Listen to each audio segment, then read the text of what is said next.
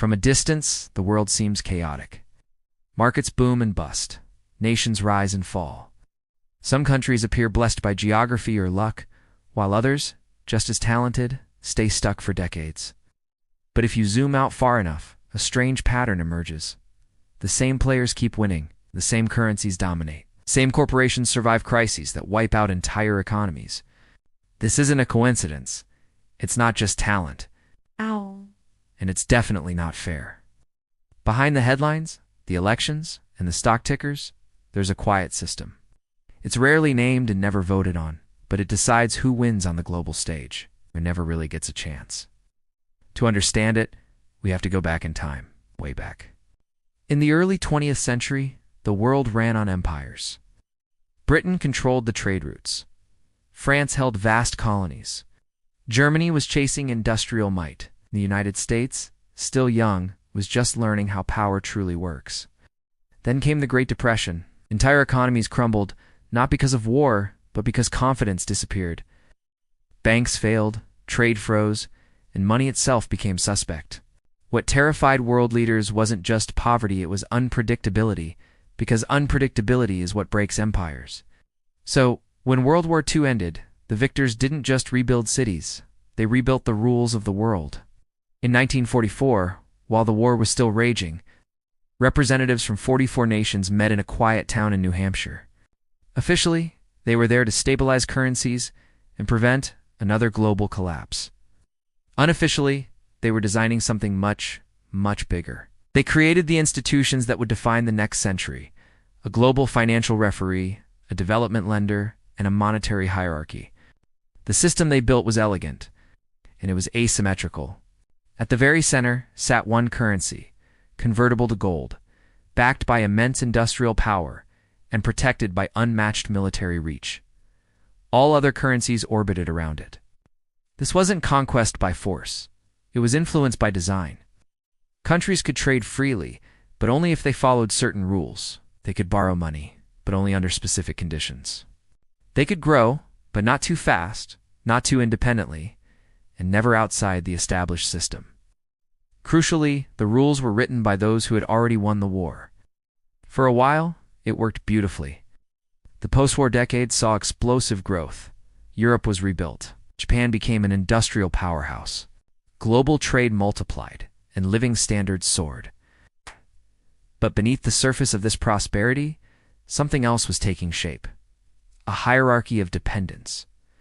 Some nations exported high-value goods like technology, finance, and intellectual property. Others exported raw materials, cheap labor, or debt. Over time, this gap didn't shrink. It hardened. Winning was no longer just about productivity. It was about your position in the system. Who issues the world's reserve currency? Who sets the interest rates that everyone else must react to? Who controls the flow of capital during a crisis? In the modern world, power doesn't arrive with tanks. It arrives on balance sheets. By the 1970s, the system faced its first major stress test. Gold reserves were shrinking. Trade deficits were rising. The promise that one specific currency could always be exchanged for gold became inconvenient. So, the promise was quietly removed. Currencies would now float, their value determined by markets. Trust would replace metal. But trust, it turns out, has its own gravity. Money flowed toward stability. Capital fled from uncertainty. The countries that controlled the financial infrastructure gained an invisible weapon: the ability to attract or repel global wealth at will. From that moment on, winners weren't chosen by who worked the hardest. They were chosen by who controlled the leverage. The 1980s and 90s turned this structure into a doctrine. When developing nations faced economic crises, help arrived, but it came with strings attached. Governments were told to cut spending, open their markets, privatize state assets, and remove protective tariffs. In theory, this was meant to create efficiency. In practice, it often created extreme vulnerability. Local industries collapsed under the weight of foreign competition. Strategic natural resources were sold off cheaply. And for many, debt grew much faster than their economies. Some countries managed to recover, many did not. And here's the quiet truth: failure wasn't punished. It was managed. Because a permanently indebted nation is a predictable nation, and predictability is a form of control. Then came the golden age of globalization. Supply chains stretched across continents. Corporations grew larger than many states. Finance moved at the speed of light. Growth became a number on a spreadsheet. But again, the winners largely stayed the same. Manufacturing jobs moved outward, to where labor was cheap. The profits, however, moved inward, to the centers of finance and power. Risk traveled down the chain, while stability remained at the top. When crises hit like the Asian financial crisis in 1997 or the dot-com bubble in 2000, the system bent, but it never broke. It couldn't, too much depended on it. And this brings us to the first critical revelation. The hidden system doesn't reward success. It preserves advantage. It doesn't want to eliminate the losers. It stabilizes them just enough so they can continue playing the game without ever threatening the hierarchy. By the early 2000s, this architecture was complete. Money flowed upward, risk flowed downward, and control became almost invisible. Then, in 2008, the system faced its greatest contradiction. The very people who designed the rules broke them. Banks collapsed. Credit froze. Entire economies stood on the brink of abyss. And suddenly, all the talk of discipline and fiscal responsibility vanished. Debts were forgiven. Trillions of dollars in new money were created out of thin air. Rules were suspended. But not for everyone, only for those who mattered to the system. In that moment, one thing became undeniably clear. The system didn't exist to protect the markets. The markets existed to protect the system. When the global financial system nearly collapsed in 2008, something extraordinary happened quietly, behind closed doors. Trillions of dollars were created out of nothing. This wasn't debated in public squares or voted on by citizens. It was authorized through institutional mechanisms most people never see. This wasn't corruption in the way we usually think about it. It was something far more revealing. The system had shown its true priority. Banks that were considered too big to fail were rescued instantly. Markets were stabilized at any cost. Confidence was restored not because justice demanded it, but because a total collapse was simply unacceptable. And here's the critical detail. The countries issuing this rescue currency faced no immediate consequences. Why? Because their money was the system. To understand how global winners are chosen, we need to talk about currency not as paper, but as power. In today's world, the most important question isn't how much money a country has. It's what kind of money it issues. Reserve currencies enjoy a privilege that's invisible to most citizens.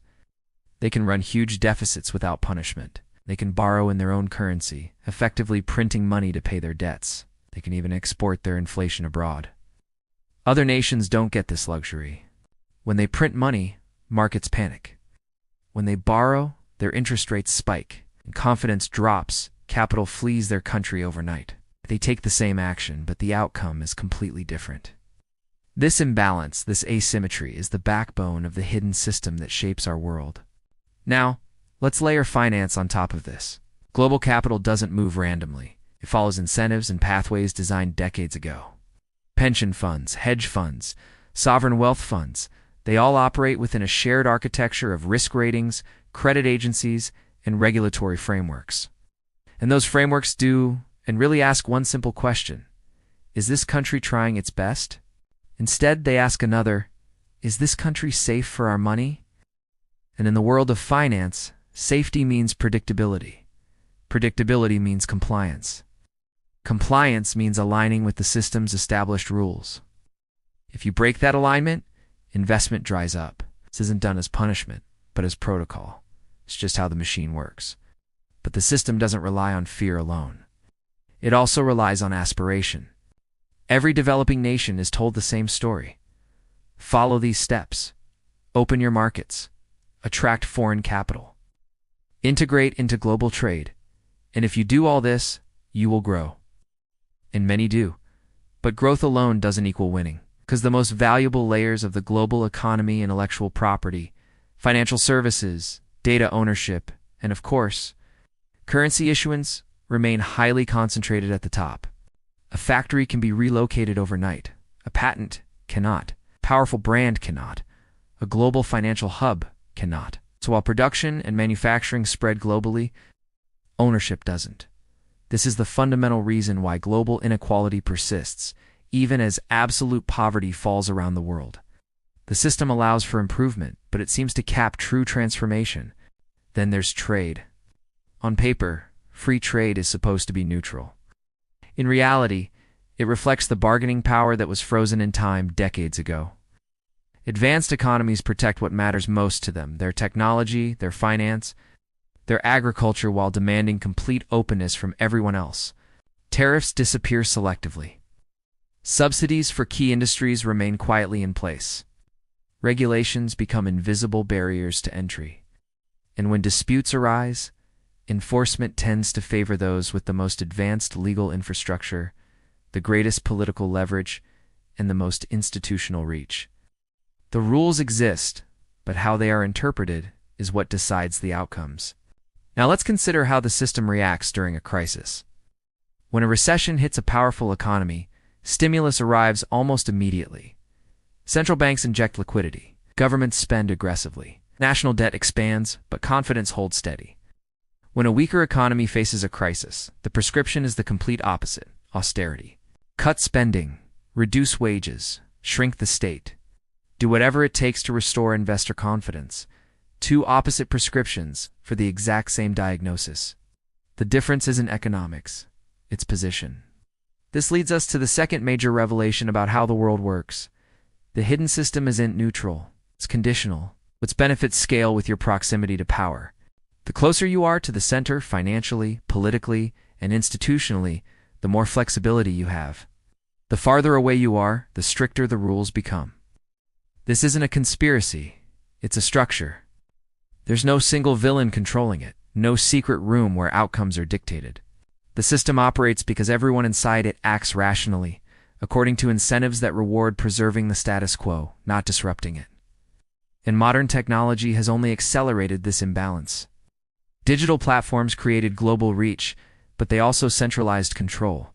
Data became the new oil. Algorithms became more powerful than borders. Network effects ensured that the winners grew much faster than any challengers could. A handful of companies now mediate communication, commerce, and information for billions of people. They don't govern nations, but increasingly, nations have to govern around them. Power shifted, not upward or downward, but inward, toward complex systems that are too big and too intricate to confront directly. And yet something new has begun to form at the edges of this system. Countries have started questioning their dependency. The idea of globalized supply chains is being reconsidered. Alternative payment systems are starting to emerge. Old trade alliances are shifting. The goal isn't to overthrow the system, but to survive within it. Because the hidden system, for all its stability, has one fundamental weakness.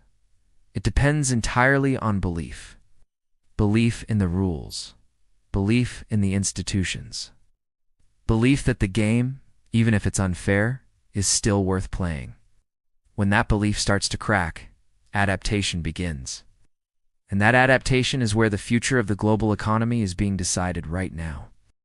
Every system that has ever dominated the world eventually faces a moment when its core assumptions no longer hold true. This moment doesn't always arrive with a bang, not because of a dramatic revolution or a sudden collapse. Instead, it happens quietly, as reality slowly shifts beneath the surface. Today, that shift is already well underway. For decades, the hidden system that decides who wins and who loses on a global scale rested on three pillars: unwavering trust in institutions, the centrality of a single financial core, and the firm belief that global integration was an inevitable positive force. But the 21st century has started to crack all three of these foundations. The first fracture appeared in the form of debt. For years, global debt has been growing much faster than global economic growth. Governments aren't borrowing to invest in the future. They're borrowing just to maintain a fragile stability. Corporations are leveraging themselves to the hilt simply to survive intense competition. And ordinary households are relying more and more on credit just to preserve their standard of living. Debt was once a tool we used. Now, it's the environment we live in. And environments fundamentally shape behavior. When debt becomes a permanent feature of life, control becomes more subtle. The range of possible policy choices narrows dramatically. Our collective tolerance for risk plummets. Systems become incredibly fragile not because they're inherently weak, but because they are overextended, stretched to their absolute limit. Stability starts to depend on constant active intervention. And constant intervention, over time, erodes the very legitimacy of the institutions doing the intervening. The second fracture is geopolitical.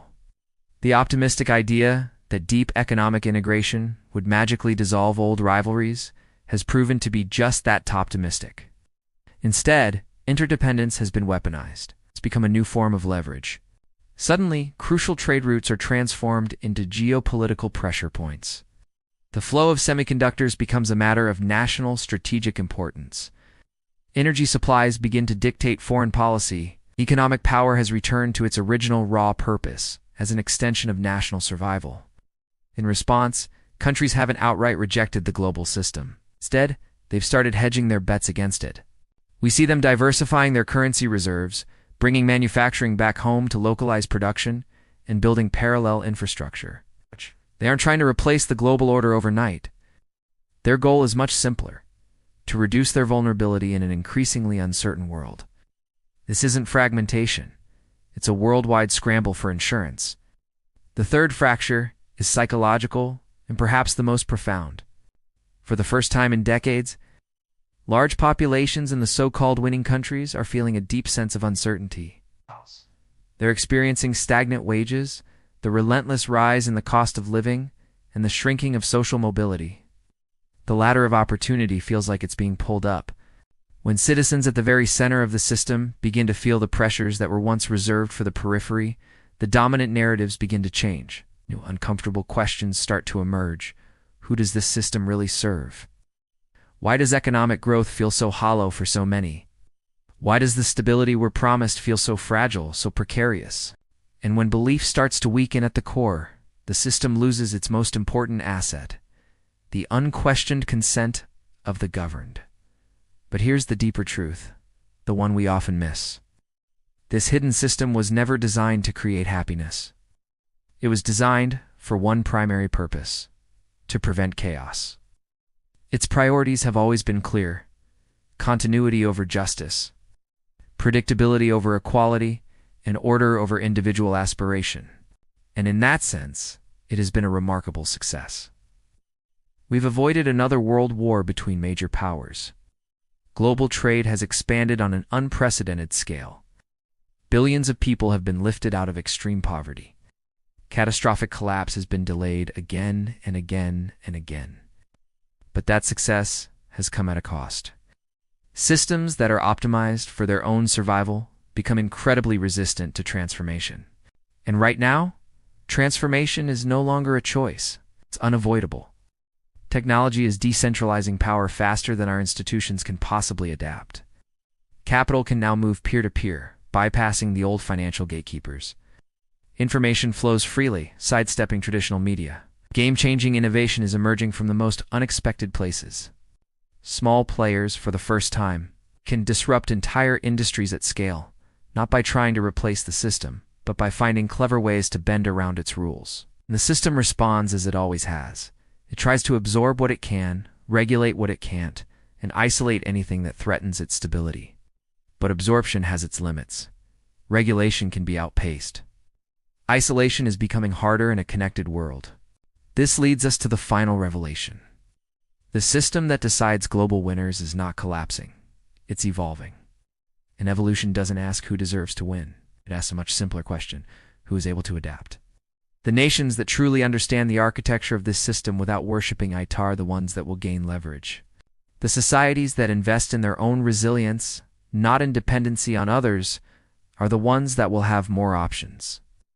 And the individuals who take the time to learn how systems actually work, other than just believing how the narratives say they work, are the ones who will gain true agency. The future won't belong to those who try to overthrow the system. It will belong to those who learn to navigate it intelligently. Because in the 21st century, power is no longer seized through force. It is positioned with strategy. And that is the quiet truth behind the world's winners. They aren't chosen by fate. They aren't blessed by history. They are shaped and propelled by systems that were designed long before most of us were even born. So the question we face now isn't whether the system is fair. The more urgent question is whether we understand it well enough to survive what comes next. Because in a world ruled by invisible structures, awareness itself becomes a form of power. Thank you for watching. If this gave you something to think about, consider subscribing for more deep dives into the systems that shape our world.